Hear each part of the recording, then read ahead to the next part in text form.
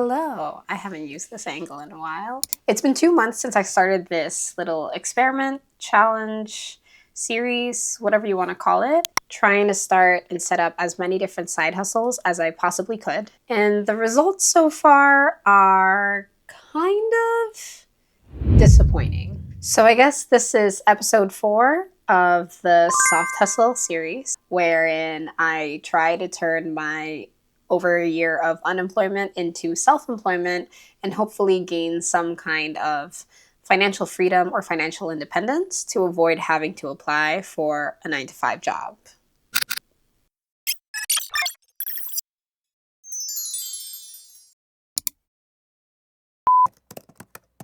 So this is now episode 4 of, again, the 3-month challenge or the soft hustle experiment. And in this episode, I'm going to be doing what I am calling an audit. So at the very beginning of this challenge, I listed out a bunch of different side hustles and basically ways to make money online that I said I was interested in trying out, testing out, getting set up with, and see if I can make a reasonable income of $5,000 a month. Based on where we are today, I'm unsure if that goal is still the goal that we're aiming for, just because, spoiler alert, we've technically made $0, but we've still made some progress. At this point, because it's been 2 months and I've tried a bunch of different things, I kind of have opinions on them now. And I wanted to share what I've done, what that's actually gotten me, and how I feel about each of these side hustles, and by the end of this video, be able to share with you which ones I think I'm going to continue pursuing and which ones I might not. So if you've seen the first episode of this series, you might already be aware that I had a very tall list of what I thought I could get done within 3 months. And that was kind of intentional. I knew I was overshooting. I knew I was putting a lot on my plate, and I knew it was going to spread me very thin. But the point was to kind of rapidly prototype and just try things without overthinking them and without dedicating too much time and energy on one specific thing, so that I didn't feel like any of it was a waste or any of it was a loss if I decided to not continue pursuing it further. Just a quick little spoiler of the things that I've managed to do so far in a very high summary. Just gonna flash that on here, and we'll get into the details of each one in the rest of this video. So keep on watching if you want to see more. So I started the series in an attempt to document and share the nitty-gritty process of actually starting up different side hustles and trying to make an income online and trying to replace a traditional 9-to-5 income. And yeah, that's what the series is about. So if you want to see it all from the beginning, I recommend starting from episode 1 of the series. I will warn you that episodes 2 and 3 might be a little bit repetitive, maybe blah, maybe boring. Well, it depends on what you prefer. It could be a little bit cozy. It could be a fun little background noise watch. But a lot of the time I spent during this challenge was spent on video editing. And so episode 3 of me editing episode 2. We're in editing episode 1. And now you get to watch me edit episode 3 in episode 4. Yeah. But okay, let's get into the different side hustles that I've tried in these past 2 months and how each one turned out, honestly, and where we're going from here. The clouds keep covering up the sun, so the lighting keeps changing. I keep having to adjust my camera settings. Okay, so we're gonna start with the obvious one, content creation. There are 2 components to this, the first one being my long form content, so my YouTube channel. And as you can see, I've been posting these episodes, but I actually just skipped the video upload. So my original structure for how I wanted my upload schedule to look like was to upload long form videos every week, once a week. But new episodes of this series, the Soft Hustle series, was going to come out every other week, which means in between each new episode of this series, there was meant to be another random video, whether that's a vlog or some random side projects that I happen to have. And that kind of fell off because I thought I had a lot of backstock video concepts and ideas, and honestly, videos that were already filmed that I just needed to edit and post. But The biggest struggle has really been my editing schedule. So with long form content, it just takes a really long time to edit a video because you have to review all of the footage, however much footage that is, cut that down, add in your edits and effects and sounds and all that kind of stuff. And I'm not a video editor. I don't have experience doing this. I'm self-taught and I'm learning as I go. I'm using an editor that I just learned how to use earlier this year when I started this channel. I use DaVinci Resolve, and I'm not yet at the point where I have a perfectly efficient process or editing process. The amount of footage I tend to get kind of blows up also because it's not as intentional of like shooting process. So my editing schedule has really been, I think, the biggest challenge with making long form content. And yeah, the fact that I've kind of fell off the wagon with my video concepts that are supposed to happen between episodes of this series. And just generally overall, I feel like since the beginning of this channel, I've been struggling with consistency and coherence, like the consistency of posting every week and making sure that the videos are like of the same quality at least, and coherence with like what this channel even is, what I'm posting on here, the topics, the niche. What I found is that I am rethinking yet again how I want to utilize this channel. I'm gonna keep posting videos on this channel.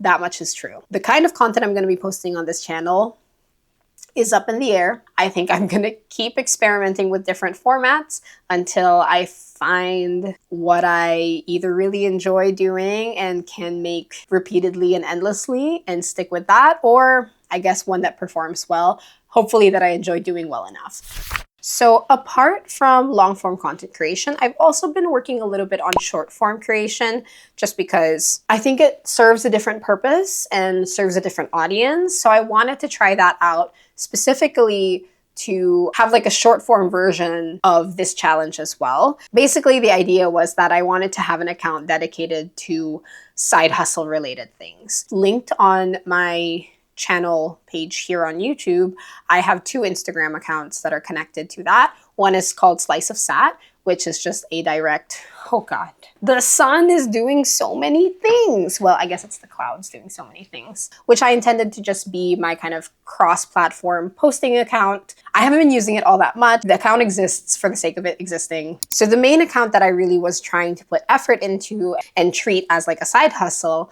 was the Starter Steps Co. account. I started out with a few kind of almost faceless reels that are just edits with voiceovers. I attempted those. Those were the ones in, I think, episode 2 of the series that I was editing and took like way too much time. And I decided that was a very like high effort process for such a short video. And I wouldn't be able to keep up with like a daily posting schedule with that kind of content. So I then pivoted to trying out more casual or low effort reels. So more just like sit down and chat, sit down and talk about random things that I came up with, occasionally making like music, short clip reels and stuff like that. I never really got to a true consistent posting schedule. I had come up with one at the beginning. I didn't even stick with it for 1 week. I just found that I wasn't like, I didn't really know what I was doing. I don't know what I'm doing with any of these things, clearly. But when it came to just like managing short form content from a perspective where I didn't have the most clarity or the most direction of how I wanted to go about things, it just made it difficult. I also end up like doom scrolling a lot, consuming a lot of content, especially on Instagram, related to these things. And like sometimes it's an inspiration scroll where I'm getting a lot of inspiration from a lot of other creators, but then sometimes it turns into like a comparison game or like, you know, it's very easy to get in your head with these things. So basically what I'm realizing is short form content isn't really for me. I kind of had that expectation going in, to be honest. And I do think I'd like to try it again sometime in the future. But I'm also thinking that I'm just going to convert that Starter Steps Co. account into the business account that relates to my digital product and freelancing services, which like, it was always going to be that. It's just right now I wanted it to be the experimentation platform to show how I'm building things and where I started, and then eventually be able to turn around and say, well, now I figured things out. Here's what I figured out. Here's the product. I just don't think I was going about like sharing the behind the scenes as well or as efficiently as I probably could have in a way that like wouldn't burn me out. Like I could feel the stress and the burnout coming from making short form content. So that's where we're at on content creation, just to also quickly share. So the expenses related to content creation specifically includes having purchased a microphone, a tripod, and a camera that I bought off of Facebook Marketplace. I think, shared these same numbers before, I think in episode 1, actually, because that's when these expenses were from. And obviously, I have had no income from content creation. I'm definitely not monetized. I also opened a Thread account because that seemed like a good way to network with other creators in the same, I guess, niche, trying to create digital products and do side hustles and online income. But also, I haven't really mastered the art of posting threads consistently either. I haven't mastered the art of consistency in any way, shape, or form, clearly. Anyway, so the next side hustle, which is loosely kind of related to content creation, it's like adjacent to it, is UGC, or user-generated content. I've talked about what this is in the past briefly, but this is basically creating kind of organic content for brands that they can use on their social media or on their marketing campaigns, and they pay you for creating the content, not for how many people purchase or get influenced by your content. So you don't need to be an influencer for this, you just need to create content. What I've done so far, I've made mock-up videos of products that I have in my house. I made 4 total videos. They all happen to be kind of sustainable products. So with those mock-up videos, I created a portfolio. It is a Canva website that just, is freely hosted through Canva, but that link is alive and exists. And I created an account with Bento, or on Bento, which is a UGC creator platform that connects you with brands. It has like an AI-powered template generator to send pitches out to specific brands. And for the free account, you get 20 free pitches a month. I technically have only sent out two to specific brands that were, again, sustainability related, because I wanted to stick within that niche, at least to start. That's just a personal choice, but I know that severely limits the pool of like brands that I can probably work with. So that's what I've done. I sent out 2 pitches. Obviously, I didn't hear back. I didn't really expect to. The reason why it's only 2 and not the full 20 that comes with the free version of Bento is that I didn't love the AI generated templates. I prefer to do my own research and really find like personal connections. Like, this is why I hated applying to jobs so much, because I would put in so much effort in making like cover letters and stuff, and obviously not hear back because online job listings are like that. So I felt like I was writing cover letters when I made these pitches. And so actually, that brings us to how I feel about this as a side hustle, and my realizations is that I don't really think UGC is for me, especially not as my main hustle. So a lot of people say that like you don't have to have a following, you don't have to have a thing, you can just start with UGC and grow and like gain experience as you gain partnerships that are lower in price, yada, yada, yada, yada. And this is a lot of people's full-time gigs. And I think that's great. And I think if you have the marketing chops and the creativity or the passion for like talking about and sharing products and stuff like that, this makes a lot of sense for you. However, I don't think that's where my strengths are. And so for me, I think UGC would be a great side hustle. And so I think I can revisit it once I've got my main hustle stabilized and like consistent, as if it's like now my full-time job. And then I can reintroduce this and make this on the side and do it a lot more casually. So clearly I have actually spent no money doing that. All of the things I set up were for free, but I have obviously also not made any money because I have not secured any partnerships. Signing up for Bento was free. Building my portfolio was pretty much free. Creating my mock-ups were free because those were products I already had lying around. So if you are interested in trying out UGC, you can get pretty much all of the beginning things set up and done without spending any money. And then you can start pitching a little bit, but I'm not quite sure if the 20 pitches a month with Bento is going to be enough. I know there are a lot of other UGC platforms out there that will directly connect you with brands. So just a little tip for anybody interested in trying UGC. Okay, next up we have print on demand. So if you've heard of this before, this is a pretty popular side hustle. I think it was a bit more popular a few years ago. And right now, I don't really know what like the tariffs and political situation might do or impact this, if any at all.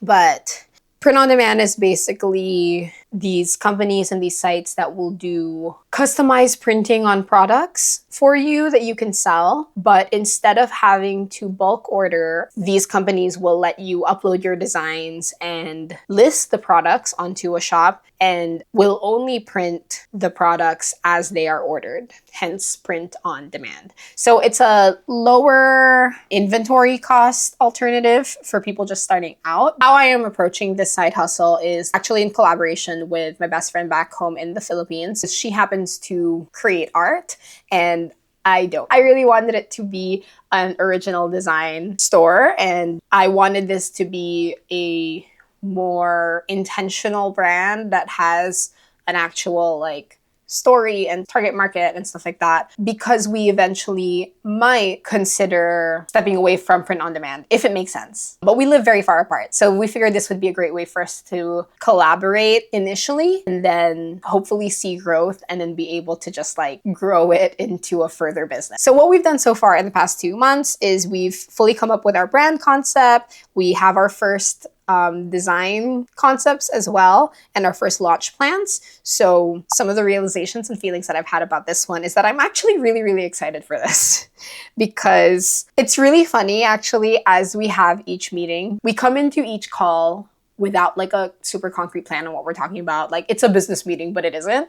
And every time we like unlock a new level of this plan and this business model, and like in a way that just makes so much sense. The very first time we hopped on this call, we were like, what's the idea gonna be? What's the concept gonna be? We were just like joking about it on a phone call prior when we were catching up to be like, what if we started a business together? Wouldn't that be fun? And then it quickly evolved. We were like, oh my God, what are we gonna make? Who are we doing this for? Blah, blah, blah, blah. And then it clicked to just like, oh, we do this thing. What if we just do it for each other? Like do it for ourselves. And then like same thing with like our brand name. It took us forever to like pick. We were like, oh, toying around with words. We wanted things that started with the same letter as our names, blah, blah, blah, blah, blah.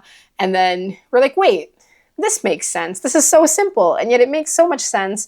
And it fits perfectly to what we're trying to make. And then like, yeah, like basically whenever we find the thing, it just clicks so well, which is really exciting and really encouraging. And for any of the girlies who like listening to the universe and like manifesting might agree that it just feels very in alignment when things just click, you know, like it's that feeling, it's that like reinforcement from the universe saying that like you should be doing this. So that's just been really, really exciting. And yeah, having a collaborator really helps. I feel like because all of these other endeavors I'm doing by myself, it gets very easy to kind of like get lost in the sauce and get, you know, stuck heavily in something. But in this thing where it's something we're creating together, I think that's really motivating and really helpful. And I can see the potential. There's just a lot of next steps that we need to do to lock in to really get into our first launch. So we are hopefully going to be launching the store within the next month and our first design set also coming out then. And then hopefully we'll get to a point of a consistent system and process where we're able to release new designs every month. But right now we are at that point where we have to start spending a little bit of money before we can start making money. So as of right now, today, when I'm filming this, there have been no actual expenses related to this yet and no income made to this just yet. We are going to be using Printful as our provider, and they have a free version that you can use to get started with. And so there might just be some upfront costs in the form of digitization fees when you convert a file into something that is compatible with embroidery products. And then we know we're going to have to be spending on our first product samples. So we're going to be ordering the things that we're creating, get to see and feel the quality of the products, and then also use those for product shots so that we have our own original photos for our listings, and also probably create like content out of to advertise. And then hopefully we'll start seeing sales, and then there will be expenses related to that because as each order comes through, we will have to cover the cost of production. But here's hoping. So our next one is digital products. I knew this was something I wanted to try doing at the very, very beginning of this challenge, but I was still trying to figure out what niche of products, what my target is, what problem am I solving with these products. But what I've realized is that this is actually going to be heavily tied to the freelancing work that I'm planning on doing, but we'll get to that in a bit. What I've done as far as developing and getting started on creating digital products is that I've actually created my first digital product slash template. It is a multi-income stream and expense tracker on Airtable. So this is actually the exact tracker that I use to keep track of my finances related to this challenge. I've set it up in a way that you can easily compartmentalize which things count towards like a business expense and a business income versus personal expenses and side hustle income, and it makes it easy to filter between the two. So the template to this Airtable tracker is available on Gumroad. I'll also include a link in the description below if anyone watching this is also trying out a bunch of different side hustles and wants a way to keep track of multiple streams of income. This is really helpful. If you do choose to purchase it, please let me know what you think. Some of the realizations that I had is that I definitely need to put in more work into this and put in more time, just because it's a tracker that I set up so that I could use it to keep track of my finances. And so I just wanted to go through the motions of that to get a sense of it. And then I can figure out my process going forward as I make new products. So I'll be completely honest that this listing, if you do go check it out, is not as thoroughly prepped as it could be. Like, I didn't make any fancy graphics for like the thumbnails. I didn't make like a fancy instruction manual or anything like that. So that's something that I still need to work on and dedicate some time to and figure out. But again, I just wanted it to exist, and I might have some friends maybe test it out for me and give some feedback so that I can clean some things up to make it a lot more user-friendly. Okay, and then another realization again is that I have narrowed down the problem that I'm solving with my digital products because it's now connected to the freelancing niche that I've decided to focus on. But before we get into that, yet again, we have had zero expenses related to digital products, thankfully. That is why it is on Gumroad currently, because it is a free platform that just charges a higher percentage, or they take a higher cut for every sale that you make than other platforms would. So as of right now, technically I have no direct expenses related to creating digital products, but I also have no direct income. And if I were to sell this product, I would be making less money than I would if I was listed on a different platform. And so some of the upcoming expenses that I anticipate might be related to this is whatever cost it is to be on a different platform that would take a smaller cut of each sale. So most of the other platforms that like let you host digital products are probably only going to be charging the credit card fees, which tend to be somewhere under 3% plus like 30 to 50 cents for each sale, versus on Gumroad, they take that plus an additional 10%. If you get to a point where your product can be listed on their marketplace, they will take a 30% cut of any sale made through their marketplace. So be warned if you are trying to start selling digital products. If you are willing to pay an upfront fee for a monthly subscription with any of the other common platforms, I'd imagine like Stan Store, Stripe, and those types of things, then you'd be paying upfront for that, but then at least you would only be charged credit card fees. If you want a free platform to be able to list your digital products on, Gumroad is an option, but they will take a larger cut. So do with that information what you will.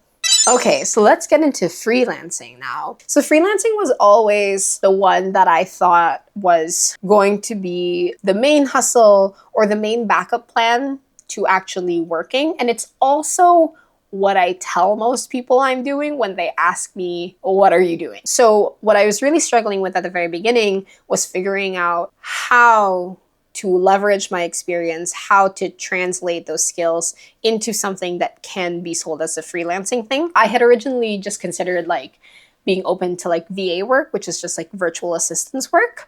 But even that requires some amount of either specialization or highlighting your specific skills and a portfolio. And so creating a freelancing portfolio was really one of the things that got me stuck.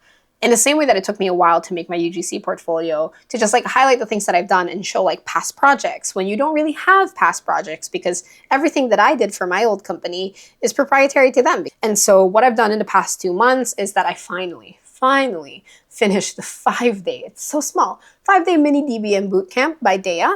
And that is just like a sneak peek into what being a DBM is. DBM being a digital business manager, which is basically an upgraded, promoted version of a virtual assistant in which you are a specialist equipped to help digital businesses grow and manage their business and be like the right-hand man to the CEO or owner of that company. That mini bootcamp highlighted the 3 major components to be very skilled at, and that included project management, team management, and systems management. But what that really did was give me a list of possible specializations, which was actually really, really helpful because systems management really spoke to me as someone who studied industrial and systems engineering and was an operations engineer. Systems management just makes a whole ton of sense. So I basically, from that, landed on that becoming my specialization and wanting to focus on that. And the idea being helping businesses out with their internal systems management and introducing either tools, systems, processes, or automations into their business practices so that their operations can go smoother. I then was able to leverage basically a warm lead of a friend of mine who runs a dance studio. And basically the question was, do you need any help? And it turns out that she did. And so we've basically started on this kind of semi-official first client project that has me helping out with their marketing system and their lead tracking and management system. So it's an exciting project that is absolutely perfect for the kind of specialization that I was hoping for. And more recently, literally a few days ago, I also unlocked another new lead for, again, another potential mini project. So I'm in this business networking group online, and someone had a question about content planning and using Notion. And so I decided to respond to that post, share what I do because I track all of my content creation stuff on Notion. I just shared like the kinds of systems that I have in that post and, tried to be helpful and informative. And then she ended up reaching out to me to see if I would be willing to help her out directly and set her up with a customized system, a personalized system for what she needs, which leads me back into how that connects to my digital products, because now with the specialization, I know I'm going to be creating a lot of systems for people, which tend to probably be digital online structures that can be turned into templates. So the realizations from this is that I always knew this was going to be the hustle that would get the most results and be the most tangible because it's the one I actually have the most relevant skills for, and it's an actual value added service compared to the other things here where I'm purely experimenting on. It definitely was a little bit of a struggle at the beginning to figure out how to get started. I was feeling a lot of imposter syndrome right at the beginning because a lot of people who end up freelancing or end up self-employed in the specific line of work that they did prior have tons of experience and they are a specialist, right? And I've always never found myself to be a specialist. I've always been a very generalist, and it took a little bit to figure out how to leverage that and how to angle myself and position myself in a way that makes that a marketable skill and makes that a sellable skill. I'm glad I found some amount of clarity here, and it's actually really exciting to see that concept validated. So in that same networking business group, I actually also put out a post asking if any of the business owners in there think that this is a marketable skill. I phrased it in a very specific way, but yeah, and I actually also got a lot of kind of validation responses to that. So that's a little bit of my market research there as well to see if there even is a market for this need. And there is. Through that post, I made a connection with somebody else who does this as like a tools and systems specialist.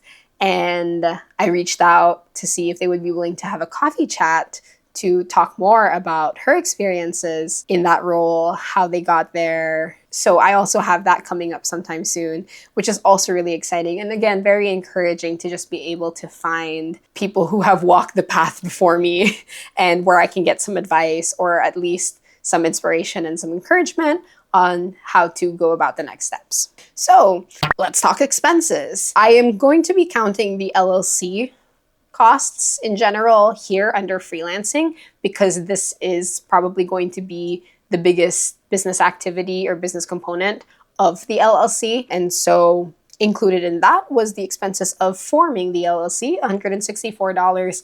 That includes the state fees for filing here in Pennsylvania and the fees for the registered agent service that I decided to use for this. I've also paid for, so far, 1 month of Canva Pro, soon to be 2 months, I think. $15 for Canva Pro so far. And then, yeah, the mini DBM 5-day bootcamp that I talked about was $7 plus $27 for some other resources that Dea, the creator of that course, also had available. So some of the resources that came in the $27 package were like a DBM toolkit database that just like has a very good list of different tools that different companies might be using for different systems in their businesses, and also templates for a generic contract. Oh, and I think a project portfolio template as well.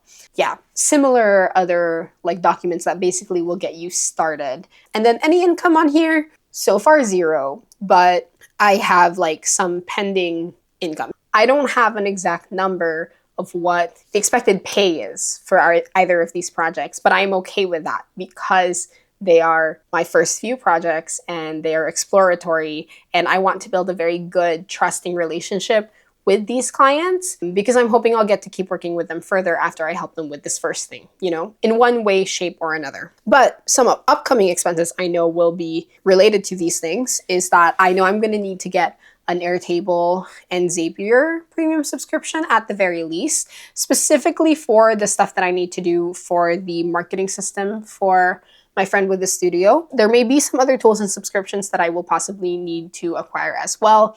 I'm not exactly sure which ones just yet. And I might also possibly need to hop onto some freelancing platforms eventually as I want to start getting more clients and outreach. Although obviously I'm going to maximize the connections that I have existing first. So within my network, both in that like networking group that I mentioned earlier, because there's a lot of, I think, potential there, potential new connections there, and just warm connections that I happen to have, friends and family, different things like that. So a lot of networking in my future will be coming along, which had to happen at some point anyways, I guess. So our next bit is dancing. I know, sounds a little bit weird, but if you are new to this channel, I happen to be a dancer, surprise, but specifically dancing counts as a side hustle because I also teach dance nowadays. I do West Coast Swing, which is a partner dance, and I have gotten to the point where I've started teaching with my local community. And more specifically, I've also started offering private lessons with students who want to work on their dancing more and get more direct feedback on what they need to work on and get specific targeted like drills and ways to work on their dancing. So that's been one of the things I've been working on. I've also just been teaching more group classes consistently. That does not pay as much. It's really more of a volunteer thing, especially with my local dance community. But it is very helpful exposure to gain trust with the local community and to gain more students for private lessons. Another recent development actually is that I might be starting part-time teaching residency. I don't know if that's the right term. Basically, the same studio that I am doing freelance work for could also use help, I guess, on the dancing side. So I actually practice with the teachers and owner of the studio on a pretty regular basis. She has asked me if I was interested in helping them out and teaching more. So along with that involves some more like training on my part as well. Like I would be receiving teacher training and also some additional styles of dance because they're actually a ballroom studio, but that also should, I guess, expose me more to their student base and also offering privates through the studio as well. So that's going to be essentially an additional like part-time job on top of all of these things, which would be nice and would be great for something that's a little bit more consistent / more regular than like the one-off. People are reaching out for a lesson here and there or like random stuff whenever. Additionally, I've also been hosting more pop-up group workshops. So these are just like random pop-up workshops that I host because I also used to do hip hop and street dance. And a lot of people in the West Coast Swing community have interest in cross-training other dance styles. And so I've hosted a couple of them earlier this year and people seem to enjoy it. So I'm hosting more of those for the rest of the summer. And this is important to mention because this is really one of the main reasons why I wanted to avoid getting a 9-to-5 and why I took on this challenge experiment type thing. Over the past year of being unemployed, I've had a lot of time to dance and practice and show up to events and show up to things and hone that skill more, which I think has definitely helped with my teaching and my abilities to do all of these things. And so I really do want to pursue these more, but I am realistic enough to know that this is not going to become like a full-time job or a full-time income for me at this stage, at least not like in a full professional dance instructor capacity. But it's really, really exciting to be gaining traction in this space. The larger bubble that it gets to take up or that it gets to contribute financially, the more time and energy I'll be getting to dedicate to it. And the idea here is that I need to continue to hold space for this, for dancing as a whole, because it is one of my favorite creative outlets. And it is something that at some point in the past I have reached burnout for and found that I didn't enjoy it as much, and I really don't want to end up in that headspace again. So I'm really happy to be getting to enjoy it right now and to be getting to like work on it and improve it and be an organizer and contributor to the community and to be a teacher and instructor and help other people learn to love dancing more. So overall, this is exciting. And while it's never going to be probably the biggest piece of the pie when it comes to my income, it's a big chunk of my life. So it begs mentioning. And then lastly, we have our other random side hustles that have either come across my mind or that I've tried or I've done, but like are very like one-off things. Like these are true side hustles that you do when you have free time and you want a little bit of extra cash. Side hustles. Okay, so that is our full list of side hustles that I've tried and tested and kind of sort of attempted or thought about in the past 2 months. So where do we go from here? So clearly, like I mentioned at the beginning of this video, some things will have to be deprioritized. So I basically split these hustles into 2 groups, things that I think I'm going to be focusing on over the next month and onwards probably, and then things that I'm probably going to be revisiting later. So the top priorities right now are going to be continuing on with my freelancing and contractor work, specifically in business systems management. I think I'm going to be dedicating a lot of my time to that, especially for the currently like sort of existing projects that I have. I also want to focus on creating more digital products and turning the systems that I create for my freelancing work into actual templates and figuring out a system or a process of how I convert those things into templates and have a nice kind of like cohesive way of packaging those things. So that includes like instruction manuals, video walkthroughs, or something like that, how I actually want to package and present these products and like make them worth their value, you know, or actually make them worth more than their monetary value. I'm also going to be heavily focusing on our print on demand store, aka Keep and Send, with the designs from my friend. As we get through our first launch, that will become now a recurring standing thing and a proper business that is existing in operations. So I really want to treat it that way and really ramp that up.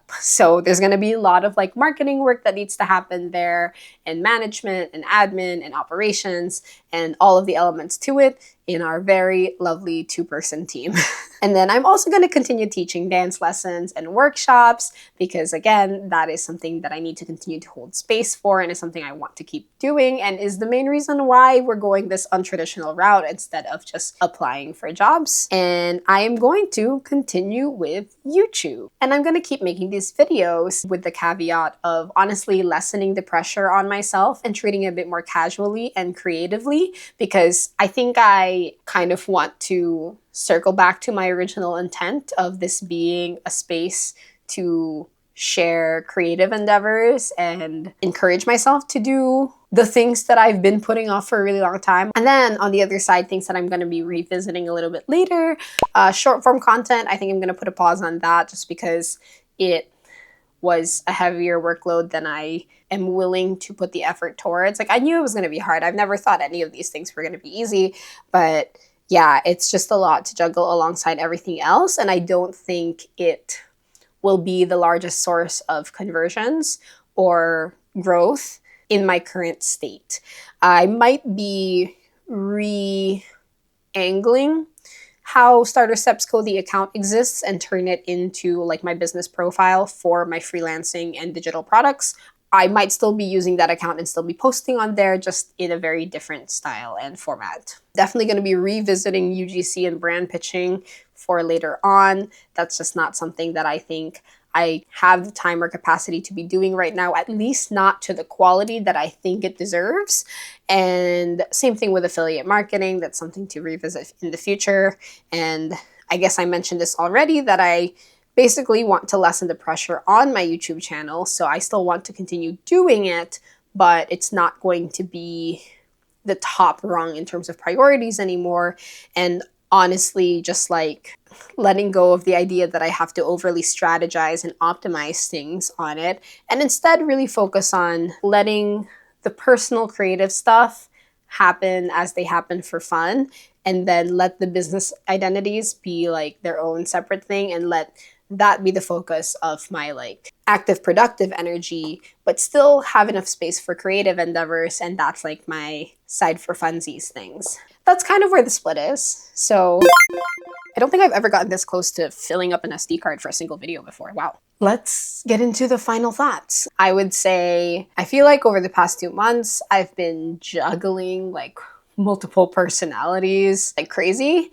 And at least with this now kind of set aside some, focus on some, I think I'm narrowing it down to a solid 3, maybe 4 individual brands and identities. I don't really know. It's definitely been interesting trying to juggle all of these things and figure out where the lines are. So when things should be kept separate and when things can like blur and blend together. This YouTube channel, for example, it's kind of a catch-all for everything, where I'm showing you guys sides of all of the things, aka the business side, the personal side, the creative side, the dancing side. And like technically I am trying to establish those things as separate brands and like build them out separately. And I know that there's probably some recommendation to keep them more like private and quiet and like separated from each other and more like mysterious. But like, how's anyone going to learn from that? I don't know. I feel like sharing should be helpful to someone. If no one, to my future self or my past self. Well, clearly my past self isn't going to be seeing these things. But like, I feel like this is what I was looking for when I was trying to start this journey and figure out if it's worth starting. If a couple of months ago, a year ago, I had like come across someone who was going through this journey, sharing every detail of it and sharing like the scrappy, messy nonsense and how they realized they didn't want to do certain things and how they realized they wanted to do certain things, maybe I would have gotten started on this sooner. So that's kind of what we're trying to do here. Another realization that I had, which again, I never thought it was easy, but wow, content creation is hard, y'all. I think I really need to learn to enjoy and love it first before I try strategizing and treating it like a business, because I feel like I'm a little too early in the stages of learning and getting to know content creation, that if I started making it too serious, I'm gonna burn out faster or I'm gonna hate it much sooner. And I think I need to establish that like solid friendship relationship with content creation first before I get into any deeper entanglements with it. What am I saying? This is such a weird metaphor now, I'm sorry. But I guess I'm a little bit thankful to be at the stage where I'm allowed to experiment and do whatever the fuck, and nobody is really, watching that closely yet, and nobody is paying that much attention, and I don't really have to like please anyone or anything like that. So if I say something weird, if I post something weird, if I didn't perfect the edit or something like that, it's totally fine, because whatever, right? And like same thing, like if I miss an upload, it's not the end of the world. So I do want to enjoy the process right now while I can, while I have a smaller following, while I get to play in the playground of experimenting with content. I should make the most of it. So I really, really want to give myself the space and the chance to fall in love with it first. I guess overall, this has just all been really, really exciting. It felt like I've made little to no progress. Like I've made zero progress after 2/3 of this challenge because I haven't made any money. And I said that I would be making 5K a month by the end of this challenge, which is a tall ask and hard to say will be happening by the end of next month. But the fact that I have an LLC now, I'm a business owner, I have an EIN, I have a tax number, and I have a business bank account. And that it just makes it all feel so much more legit. And that really gives a whole different air to this and makes this feel so much more real and a little bit more scary because now there's maybe legal implications to things that I do, but also really exciting, but also I needed to do it so that, protecting assets and all that wonderful stuff. And yeah, so it's so real now. And I'm also meeting new people and making clients and networking, which is also something that I thought I absolutely hated, but it's happening and that people are reaching out to me for the things that I do. That's the main thing, right? That first cold lead that I made through that business group was because I made a helpful comment on her post. So one of my mantras, mottos that I've been trying to manifest and live by for honestly the past couple of years is I don't chase, I attract. What belongs to me will simply find me. And it's always crazy to me whenever that proves itself to be true, when I just exist and I just do the things that I do and let my energy exist in the world and other people find me. Other people reach out to me asking if I want to do this thing for them, if I want to help them and yada, yada, yada. And I never even had to pitch myself. Sorry, we've entered woo-woo categories now, but it's so crazy to think how that actually works and how when you are yourself or you put yourself out there or you make it clear the kind of energy that you bring to the table, the kind of competencies that you have, the skill set that you have, without ever explicitly selling it to anyone, that attracts so much more. And so that's just really motivating and really encouraging and honestly very validating that I'm on the right path, or at least I'm doing something right. I must be doing something because things are happening, things are working, and things will continue to work and things will work out. And sometimes that's the kind of delulu you just have to have in order to live that dream life. So let's go. I honestly cannot wait to see what the progress might look like by the end of next month. And honestly, past that, I do think I'm going to wrap the series up at the 3-month mark, whatever may happen, just because I'm not sure how much I want this kind of content to be majorly part of this channel. I will obviously continue to share all parts of my life, the different sides to it, in any way that I can if I think it'll be helpful for someone. So if it is helpful for you, please do let me know in the comments below. Thank you so much for watching. I really appreciate you for being here. And if you want to see more of what I do, please subscribe to this channel and like this video, and I'll see you in the next one.